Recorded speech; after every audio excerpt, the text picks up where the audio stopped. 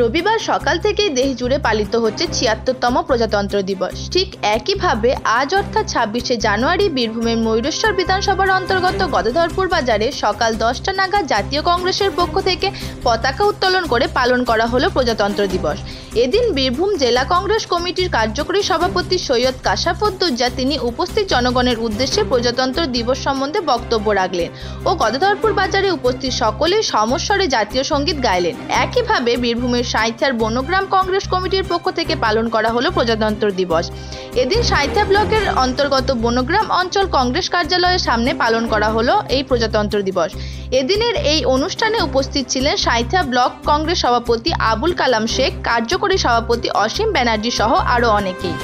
আত্মত্যাগের ফলে আমাদের এই তাই আজ আমরা স্বাধীন ভারতবর্ষের নাগরিক। দৈনিক ডিজিটাল নিউজের সকল দর্শকদের জানাই স্বাগতম।